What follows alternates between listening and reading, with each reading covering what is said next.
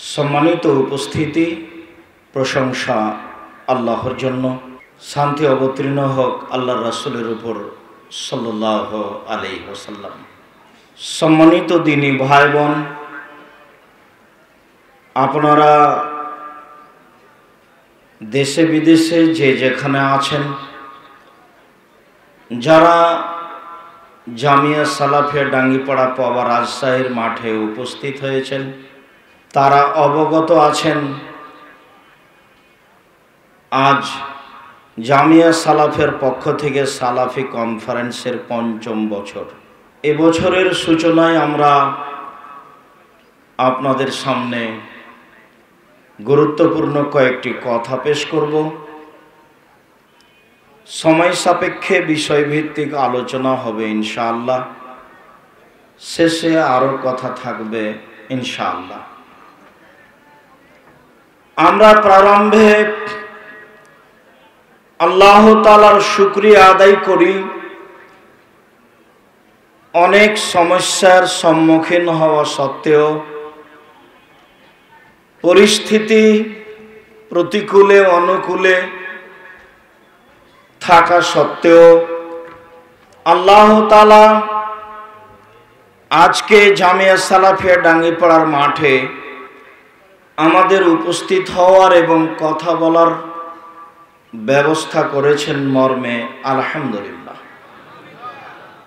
आल्लाह ताआला बोलेन फाज़कुरुनी आज़कुरुकुम, पृथिवीर मानुष तोमरा आमाके स्मरण करो, आमी तोमादेर स्मरण करब। अशकुरुली वाला ताकफुरुन, तोमरा सबाई आमार शुक्रिया आदाय करो, आमार अकृतज्ञ दास दासी बान्दा होयो ना। अल्लाह ताआला बोलेन लाइन शाकारतुम लाज़िदान्नाकुम, यदि आमार शुक्रिया आदाय करो ताहले आमी जेसब नेयामत अनुग्रह दिएछि एटा आरो बेशी करे दिब। लाइन काफारतुम, आर यदि शुक्रिया आदाय ना करो अकृतज्ञ हও ताहले मने रेखो इन्ना आज़ाबी लाशादीद, निश्चय आमार शास्ति बड़ो कठिन। आल्लाह ताआलार नेयामत भोग करले आल्लाहर शुक्रिया आदाय करते हय, ताहले उनी खुशी हन एवं आमादेर प्रति अनुग्रह करे नेयामत दिए सन्तुष्ट हन जे आमी जेमन दिएछि तेमन पेয়েছি, दिएछि अनुग्रह बोलेছে আলহামদুলিল্লাহ। तो एटाई तार चावा पावा। आपनारा कि दाঁড়িয়ে আছেন ওদিকে জায়গা নেই সেজন্য নাকি কোনো সমস্যা? যারা আপনারা চলাচল করছেন, আমাদের আজকের এই মুহূর্তের আলোচনাতে আপনাদের সাথে গুরুত্বপূর্ণ কথা আছে। এরপরে আমরা আপনাদেরকে অনুরোধ জানাচ্ছি নিজের বিবেচনা অবশ্যই বহাল রাখার চেষ্টা করবেন। আমরা কষ্ট করে আপনাদের কিছু বলবো এমনটা আমরা চাচ্ছি না। জাবের রাদিয়াল্লাহু তাআলা আনহু বলেন রাসূল সাল্লাল্লাহু আলাইহি ওয়াসাল্লাম বলেছেন আফদালুয যিকরি লা ইলাহা ইল্লাল্লাহ, সবচেয়ে উত্তম জিকির হচ্ছে লা ইলাহা ইল্লাল্লাহ। জিকির বলতে এই পূর্ণ লা ইলাহা ইল্লাল্লাহকে বোঝায়, যার কারণে রাসূল সাল্লাল্লাহু আলাইহি সাল্লাম বলেছেন লাক্কিনু মাউতাকুম লা ইলাহা ইল্লাল্লাহ, তোমরা তোমাদের মুমূর্ষ ব্যক্তিকে লা ইলাহা ইল্লাল্লাহ স্মরণ করো। যার কারণে রাসূল সাল্লাল্লাহু আলাইহি সাল্লাম বলেছেন মান কানা আখিরু কালামিহি লা ইলাহা ইল্লাল্লাহ ফাদাখালাল জান্নাহ, যার জীবনের শেষ মুহূর্তে হবে মুখে উচ্চারণ লা ইলাহা ইল্লাল্লাহ, সে জান্নাতে চলে গেছে। পরের বাক্যে রাসূল সাল্লাল্লাহু আলাইহি সাল্লাম বলেন, ওয়া আফজালুদ দুআ আলহামদুলিল্লাহ, সবচেয়ে উত্তম দোয়া হচ্ছে আলহামদুলিল্লাহ, আল্লাহর প্রশংসা। আল্লাহর প্রশংসা করলেই আমরা তার শুকরিয়া আদায় করতে পারি। ইবনু আব্বাস রাদিয়াল্লাহু তাআলা আনহু বলেন, ইযা কামা রাসূলুল্লাহ সাল্লাল্লাহু আলাইহি সাল্লাম মিনাল লাইলি ইয়াতাহাজ্জাদ, যখন আল্লাহর নবী রাতে উঠতেন তাহাজ্জুদ, রাতের সালাত আদায়ের জন্য, তখন তিনি আল্লাহর প্রশংসা করতেন এইভাবে। প্রশংসার ভাষা, আল্লাহুম্মা লাকাল হামদ, হে আল্লাহ তোমার প্রশংসা। আনতা কাইয়ুমুস সামাওয়াতি ওয়াল আরদি ওয়া মান ফিহিন্না, তুমি আসমান জমিন আর এর মধ্যে যা কিছু আছে সব কিছুর প্রতিষ্ঠাতা, সৃষ্টিকর্তা তুমি। ওয়ালাকাল হামদ, আনতা নূরুস সামাওয়াতি ওয়াল আরদি ওয়া মান ফিহিন্না, প্রশংসা তোমার, আসমান জমিন এবং এর মধ্যে যা কিছু আছে সবার আলো তুমি। ওয়ালাকাল হামদ, আনতা মালিকুস সামাওয়াতি ওয়াল আরদি ওয়া মান ফিহিন্না, আসমান জমিন এবং আসমান জমিনের মধ্যে যা কিছু আছে সব কিছুর মালিক তুমি। ওয়ালাকাল হামদ, প্রশংসা তোমার, আনতাল হক, তুমি সত্য, ওয়ালিকাউকা হাক্কুন, বিচারের মাঠে তোমার সাথে সাক্ষাৎ হবে, এই সাক্ষাৎ সত্য। ওয়া কাউলুকা হাক্কুন, তোমার বাণী কোরআন মাজিদে যা বলেছো, নবী যা বলেছেন সব সত্য।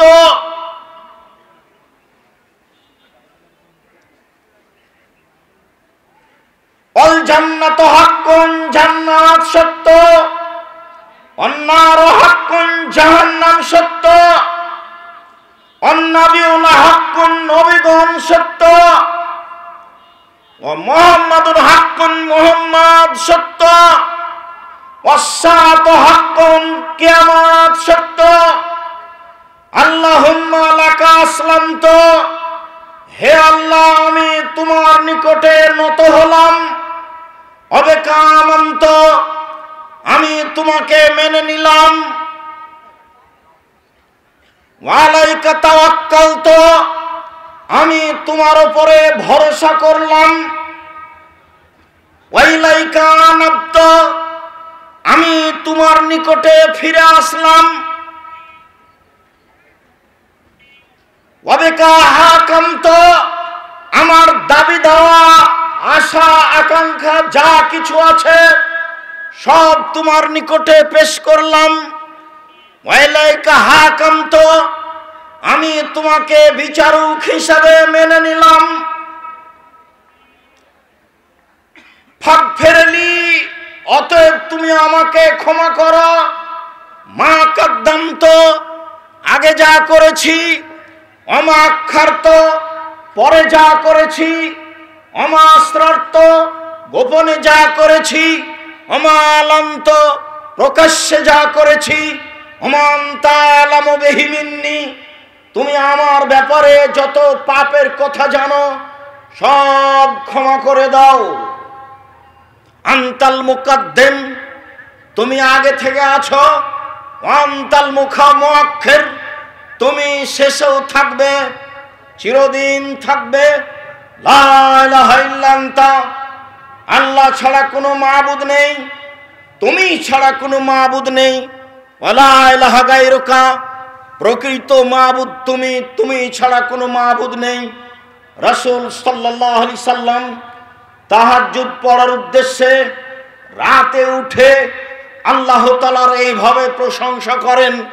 এক পর্যায়ে বিনয়ী হয়ে নিজেকে নত করে নিজের পাপের কথা বলেন। আগে পরে প্রকাশ্য অপ্রকাশ্য যত পাপ করেছি সব তুমি ক্ষমা করে দাও।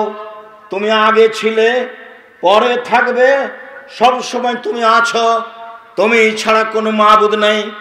এইভাবে মুহাম্মদ সাল্লাল্লাহু আলাইহি সাল্লাম স্বীকৃতি দেন। আমরাও আল্লাহ তাআলার এই নিয়ামত ভোগ করত, তার শুকরিয়া আদায় করি আলহামদুলিল্লাহ। সম্মানিত দিনী ভাই বোন, আমরা যেন কখনো আল্লাহ তাআলার নিয়ামতকে অবমাননা না করি, মূল্যায়ন করি না, এমন যেন হয় না। যার কারণে সূচনামূলক আলোচনাতেই প্রশংসা করার পরপরই রাসূল সাল্লাল্লাহু আলাইহি সাল্লামের ওই বাক্যটি বলে নিতে চাই। আব্দুল্লাহ ইবনে উমর রাদিয়াল্লাহু তাআলা আনহু বলেন, কানা ফি দুআইহি, রাসূল সাল্লাল্লাহু আলাইহি সাল্লামের অনেক দোয়া ছিল, তার মধ্যে এই দোয়াটিও বিশেষভাবে প্রার্থনামূলক ছিল। আল্লাহুম্মা ইন্নী আউযু বিকা মিন যাওয়ালি নি'মাতিকা, হে আল্লাহ তোমার নিয়ামত যেটা পেয়েছি সেটা যেন যায় না, এ ব্যাপারে আমি তোমার কাছে আশ্রয় চাই, যেন তোমার এই নিয়ামত আমাদের উপরে বহাল থাকে। তাহাব্বুল আফিয়াতিকা, তুমি যে নিরাপত্তা দিয়েছো এই নিরাপত্তা যেন চলে না যায়, এটা যেন পরিবর্তন না হয়, আর যেন পরিবর্তন না ঘটে, এ ব্যাপারে তোমার কাছে আশ্রয় চাই। জামিয়ে সাখাতেকা, তোমার সর্ব ধরনের অসন্তুষ্টি হতে তোমার কাছে আশ্রয় চাচ্ছি। সম্মানিত দিনী ভাই বোন, অসহায় অবস্থায়, নিঃস্ব অবস্থায় ডাঙ্গিপাড়ায় এসেছিলাম। ডাঙ্গিপাড়া আসার পরে 2016 সালের 16ই জুলাই এখানে বুখারীর দার্স দিয়ে ক্লাস আরম্ভ হয়। 2016 সালের 16ই জুলাই থেকে নিয়ে 2016 সালের 17ই ফেব্রুয়ারি রোজ বুধবার বিকাল 4:30-5টার দিকে আমরা এই মাঠে বলেছিলাম, আমার হাতে টাকা নাই এ কথাও সত্য, এখানে প্রতিষ্ঠান গড়বে এ কথাও সত্য, গড়বেই গড়বে, ইনশাআল্লাহ গড়বে। কিভাবে গড়বে তা আমার জানা নাই, তবে নিশ্চিত গড়বে, ইনশাআল্লাহ গড়বে, গড়বেই গড়বে। এখন তার ফল দেখেন। বলেন আলহামদুলিল্লাহ, বলবেন না কি করবেন? যদি আপনার আমার কর্মের কারণে এই নিয়ামত চলে যায় তাহলে আমি আপনি দায়ী। এই নিয়ামত ধরে রাখতে হবে। সূচনায় বলে যাচ্ছি, দেশ বিদেশের দিনী ভাই বোনদেরকে কর্ম নীতি পরিবর্তন করে আমার জোরালো আবেদন রক্ষা করার চেষ্টা করবেন। আল্লাহ তুমি জামিয়া সালাফিকে কবুল করো। আমাদের ভুল ত্রুটির কারণে তুমি এই নিয়ামতের পরিবর্তন ঘটায় না, তোমার শুকরিয়া আদায় করি আলহামদুলিল্লাহ। পরের কথায় আমি আপনাদের বলতে চাই, সম্মানিত দিনী ভাই বোন, আপনারা আছেন জামিয়া সালাফি, যারা আমাদের সামনে বক্তব্য পেশ করবেন তারা সবাই উচ্চ শিক্ষিত, জ্ঞানী গুণী, সুপণ্ডিত মানুষ। তাদের বক্তব্য যথাযথভাবে শুনব এবং মূল্যায়ন করব, এই প্রস্তুতি যেন আন্তরিকভাবে থাকে, এটাও সূচনায় আপনাদের সাথে আমার জোরালোভাবে অনুরোধ থাকছে। সাথে সাথে থাকছে সময়কে মূল্যায়ন করার জন্য অযথা এখানে সেখানে না যাওয়া, এখানে সেখানে ঘোরাফেরা না করা, এখানে সেখানে পয়সা নষ্ট না করা, অপচয় খরচ না করা, এই বিষয়টিও আমাদের পক্ষ থেকে বিনীতভাবে অনুরোধ থাকছে, যাতে করে আপনার পয়সা নিতান্তই আপনার খাওয়া হিসাবে খরচ হয় আর যাতায়াত হিসাবে খরচ হয়। এছাড়া জামিয়া সালাফিয়ায় যেন দান হিসাবে আসে বা বই পুস্তক ক্রয়ে যেন ব্যবহার হয়, এবছর একদিন জবাব দিতে হবে। এটাও নিয়ামত, একে উল্টাভাবে বুঝবেন না। সম্মানিত দিনী ভাই বোন, আমরা আপনাদেরকে এই অংশে আরো বলতে চাচ্ছি যে আল্লাহর অনেক বড় নিয়ামত, থাকা খাওয়ার কোনো অসুবিধা নেই। মানুষ বাঁচতে হলে, থাকতে হলে তিনটে জিনিস লাগে, খাওয়ার লাগে, আল্লাহ খাওয়ার ব্যবস্থা করে রেখেছেন। থাকার ব্যবস্থা লাগে, থাকার ব্যবস্থা আল্লাহ করে রেখেছেন। স্বপ্নেও ভাবা যায় না মসজিদের সামনে পিছনে ডানে বামে জমি সহ প্রায় 90% জমির উপরে এই মসজিদ আছে। এটাই হচ্ছে আপনাদের অন্তরের মসজিদ, বাইতুল হাম জামে মসজিদ, যাতে 3000 মানুষ একসাথে ভিতরে সালাত আদায় করতে পারবে। যার 2 তলা, 1 তলা, 2 তলা আপনাদের অবস্থানের জন্য আছে। সামনে 4 তলা বিশাল বিল্ডিং আপনাদের অবস্থানের জন্য আছে। সাথে সাথে আরো টিন সেট ঘরগুলি এইদিকে ওইদিকে আপনাদের অবস্থানের জন্য আছে। তাহলে থাকার ব্যবস্থা আছে, খাওয়ার ব্যবস্থা আছে, পেশাব পায়খানার জন্য আছে। মসজিদের দক্ষিণে অনেকগুলি টয়লেট আছে। এই বিশাল বিল্ডিং এর 2 পাশে প্রায় 20টা করে আরো 2, 3, 4 সব জায়গাতে টয়লেট আছে। এই দিকে উত্তর দিকে শেষ প্রান্তে আরো টয়লেট আছে, পেশাব পায়খানার সার্বিক ব্যবস্থা আছে। কাজেই এখানে সেখানে ঘুরে আল্লাহর নিয়ামতকে অবমাননা করার চেষ্টা করবেন না। এ আমার সূচনায় বিনীত অনুরোধ। সূচনায় বিনীত অনুরোধ আপনাদেরকে যে জামিয়া সালাফিয়ার এই সালাফি কনফারেন্সের শেষ বৈঠক, শেষ কথা, আমার সাথে আপনার কথা হবে, শেষ বক্তব্য। সেই বক্তব্য না হওয়া পর্যন্ত স্থান ত্যাগ করার, কোথাও চলে যাওয়ার চিন্তা ভাবনা করবেন না।